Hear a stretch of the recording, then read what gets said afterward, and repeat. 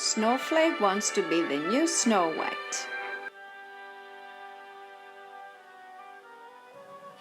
Snowflake was a cute young girl. She got her special name for 3 reasons. The first was that she loved playing with snow. The second was that she was unique and special as every single snowflake. The third was that she was fascinated by the classic fairy tale figure Snow White. In fact, the older she became, the more she wanted one thing, being beautiful, so she could find a prince to marry, just like her idol, Snow White.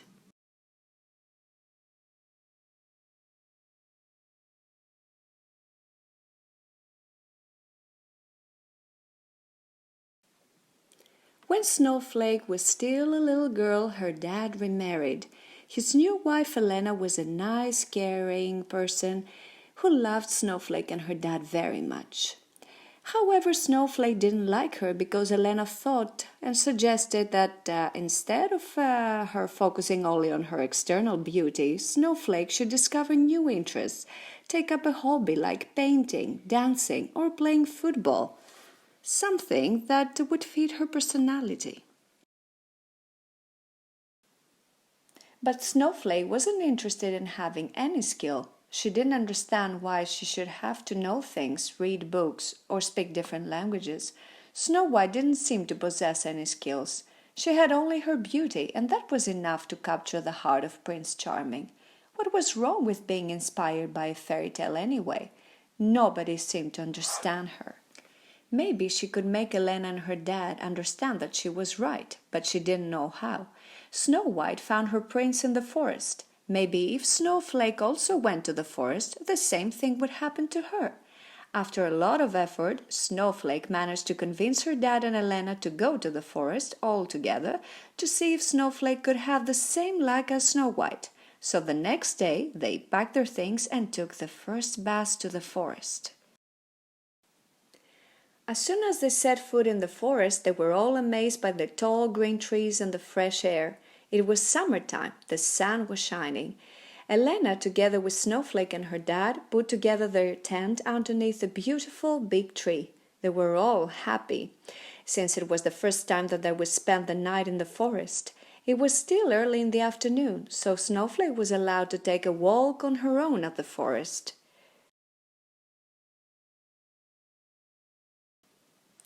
While she was walking through the forest, Snowflake was enjoying the beautiful daisies and the anemone that had formed a white layer over the green grass. A few meters away, Snowflake saw a picturesque path. She followed it to its end, and there was a cute little house. The door was open and she went in. 7 dwarfs were having dinner, and she was so hungry. The dwarfs invited her to stay for dinner and asked her what she was doing in the forest. Snowflake told them all about Elena, her dad's new wife. Everybody likes her because she's nice and she knows a lot of things. It's so irritating. And now she wants me to develop skills and learn new things too. What's wrong with that? It feels great to be good at something. I'm a cook, said the first dwarf. And I'm a teacher, said the second dwarf.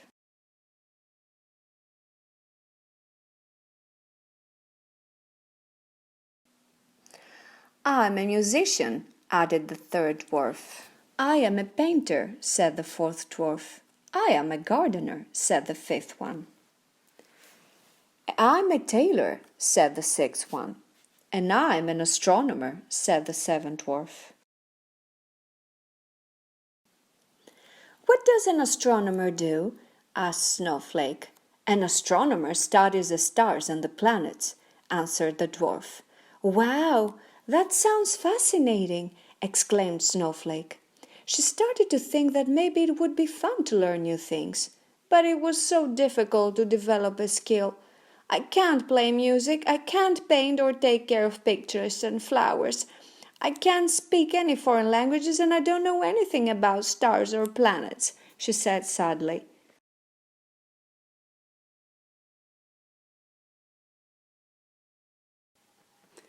The second dwarf said, That's because you haven't been interested in learning new things until now. and you've laid a focus only on your external beauty. But you can change that. It's never too late to find a new interest that you like. An ancient Greek philosopher, Socrates, said that we keep on learning new things every single day.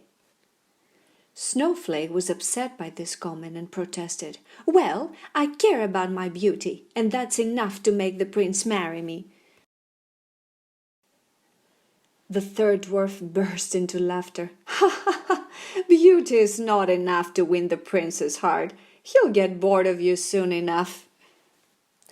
The first dwarf took a red apple from the basket and showed it to her.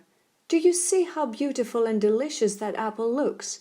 If you eat it now, it will taste very good. If you leave it for a few days, it will go bad, and nobody will want to eat it.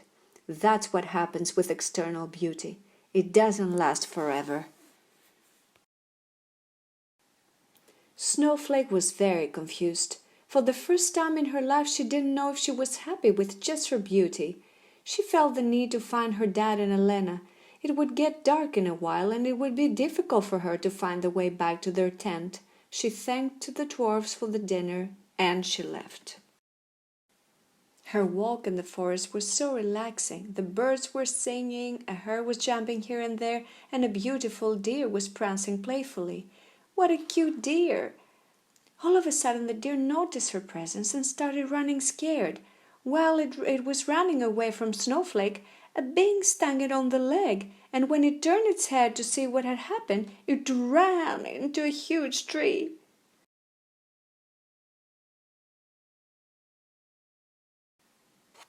Snowflake saw the accident from a distance and rushed over to help the deer. She noticed that it was limping and tears were streaming down its face. "Oh no, you poor thing, you've hurt one of your legs." "Don't worry, my dear, everything is going to be fine. I'll make a splint for your leg." She tied the leaves and the sticks to the injured leg. "Now you just need to rest a little and your leg will heal."